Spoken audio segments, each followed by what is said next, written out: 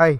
So in the last video we made our language translation model using the IBM Cloud Service, where we saw how our language translation model is working. But in order to make it generalized and in order to make it user friendly, we will be making a web application out of it. So for making a web application, I am using a package in Python which is named as Streamlit. Now Streamlit is a very famous package for data science, as many of the data scientists and machine learning engineers use this package in order to make simple deployable web applications. So we'll be using the same application, a language translator model, but we will integrate it with the Streamlit code. Let's see how it goes. So we will import all the dependencies, like import Streamlit SST, NumPy just for numerical calculations and all. Now the lines from 4 to 18, whichever are there, they're similar to the ones which I discussed in the last video. They're almost similar. So if you want to check it out, you can just keep side by side the Jupyter notebook and the running code. So you will observe that lines from 4 to 18 are same. So this is just setting up our cloud service, as I have discussed in the last video in detail. So all this is just a simple import statement, and then we'll set up the API key and URL, and then we'll authenticate our API key, and then we will instantiate the language translator object, and then we will set the service on. Now on line number 20, we set the title of our project to be streamlit.title language translator. So before going forward, let's see how to run this application. So I'll say one thing: if you don't have Streamlit installed in your systems, you just write the command pip install Streamlit, and this should work fine. Oops, there's a typo. Streamlit, and this should work fine. As I already have the Streamlit application, that's why it's showing me requirement already satisfied. But in case of not installed, then it will take some time to install because it is a little bit big package. So now as I already have the Streamlit installed, I will show you how to run a Streamlit app. So for that, you have to just type in Streamlit run app.py, and this will launch the server. As in Flask, how it's launching, here also we launch the same. So this is how a very good application, very good decorated web application Streamlit is. So you can just inspect, and also you can check the responsiveness of this thing. It is as responsive as it should be. So a very good application, in short, indeed. Simple and sweet responsive application. So if you want to toggle the dark mode also, you can do it. Just go to settings and you can edit active theme, and then you can edit the theme as per your thing. You can make it in a dark mode, and you can also make it in light mode. So this is a very user-friendly web application. Streamlit provides a very good service for making web applications good. So as on the line number 20, we set the language translator title, and it's visible here, the language translator title. Then we move down, and here we are setting the drop down list of the languages. So here, as we are seeing this drop down which is having English, Arabic, Hindi, German, Spanish and Korean. So this drop down is all about this.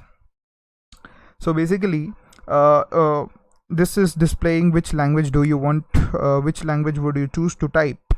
So this is what it is: which language would you choose to type. And then this list, then the list of options, we are passing it in form of tuples. So whatever the user selects, the option, whatever the user has selected, it gets stored into this option variable. Let's say I have selected Hindi, so it gets stored into option. Then the same thing, another select box, which language would you like to translate to. So in the first select box, we say in which language do you want to type the text in, and then we say that which language do you want to translate the text in. So here we are maintaining some 5 to 6 languages, but you can go even more than that, as I have shown the table in the Jupyter notebook previously, that this is a big table and you can include all the languages if you want.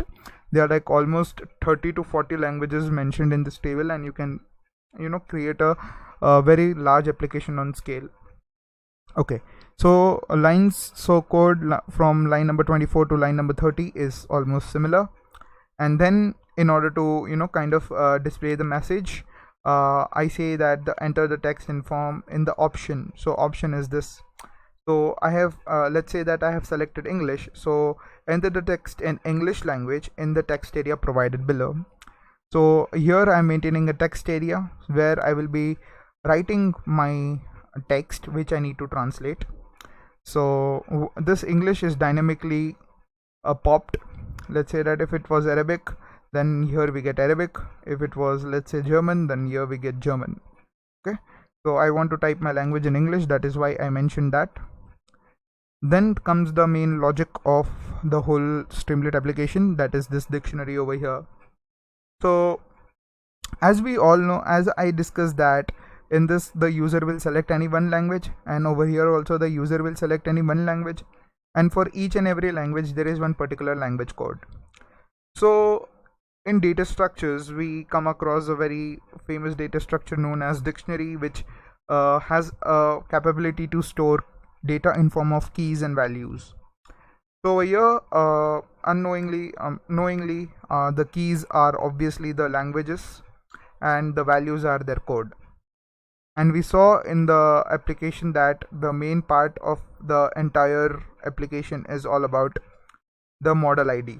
So in the model ID, if we go and see in the Jupyter Notebook, over here the model ID was ENHI, right? So EN represents the language of English and HI represents the language of Hindi. So we need to make a kind of key value mapping to it so that we can make it on a large scale. So this is all about this language library, which is a dictionary of languages and their keywords. As mentioned in the table, you can mention many languages as per your requirement. Here is Arabic AR. As we can see that Arabic is mapped to AR, English is to EN, Hindi is to HI, Spanish is to ES, German is to DE, Korean is to KO. So once all that is done, and then we are setting up our text area with an height of 250. And then we are just creating a button named as translate button over here. So the translate button is over here. If we hover on this and if we write something, that gets translated. But here just a little bit of checks we have to do before doing anything. So we'll be using a try except mechanism. So basically try except mechanism is all about object oriented programming. So we will be trying our code. If we get any kind of exceptions at runtime, then the except block will be executed. So what we are trying? So we are trying, the first thing is, we'll see if the option and option 1 are same. That is, if user selects the language to be typed is English and the language to translate also is English, so it doesn't make any sense, right? So we have to kind of uncheck this, or we have to kind of be smart in handling this kind of situations. So that is one edge case. So when anyone does it, then we will give the utmost priority to it, and let's see what happens if we do it. And then when I hit translate, then it says that please select different language for translation as displayed over here, because option and option 1 are same. So that is one handling. The other thing is, if option and option 1 are not same, that means if this is Arabic, and when I hit translate here, I find that there's no text area given here. So what is the warning which is coming up? Please do cross check if the text area is filled with sentences or not. So it doesn't execute this else block. In fact, it enters this as else block, and then suddenly when when there is no text in the text area, it raises an exception. So when an exception is raised, the except block will be activated, and then the statement please do cross check if the text area is filled with sentences or not has been popped up, as we can see here. So this is an indication that there is no content in the text area. Please do fill in the content. So if there is content in the text area, the result would be different. So let's say that I'll fill this text, and then when I hit translate, this will show me the translated text into Arabic. Now it will take some time and it will showcase the result. Here we go. So we have the translated text in Arabic. So I have just kept the languages in English and then the translated text is to Arabic. So here we didn't find any kind of exception, everything was perfect. So how to start about this? So here, as I said that over here in the notebook, the important part was about the model ID. So model ID, to generate the model ID, I have said that language lib of option, that means if option is selected to be English, let's say that option selected to be is English. So here English, the code for English is EN and translated is nothing but AR. Okay, so option 1 is Arabic and option is English.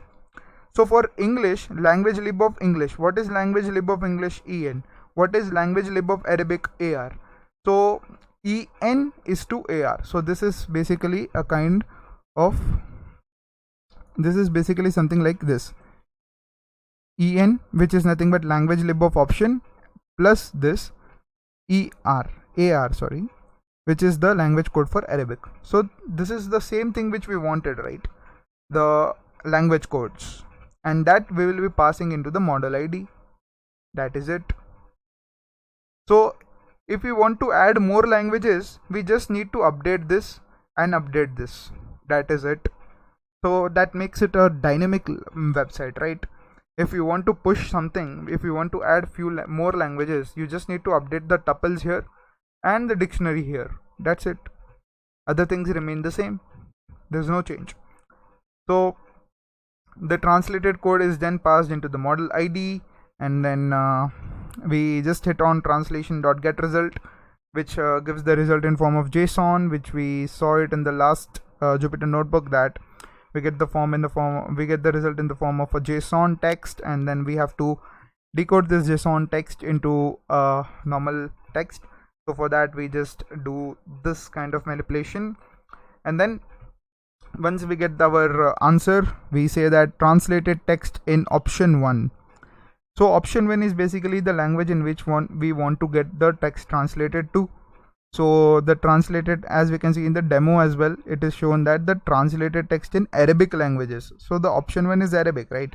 And the text which is translated in Arabic language is shown below. So, and then we say that sd.markdown is nothing but a kind of attribute which is used to kind of set style statements. So this markdown we will mostly find in many of the Jupyter notebook commands and even readme files and everything. It's just a way of writing some kind of sentences in a bold manner, nothing more than that. And then st.write-ans. That's it. We write our answer, that is this translated text over here, as we can see, st.write-answer. And then we just close this. So this was all about the else part, and if there is any exception which is if there is any exception which is occurring during the execution of this, the except block gets executed and then the sentence is written. So just see how simple the code is. There's nothing much to it. We just need to write some manual functions of Streamlit which are very easy, which can be easily written and which can be easily understood by any layman as well. So that's it for this one. I hope you liked it.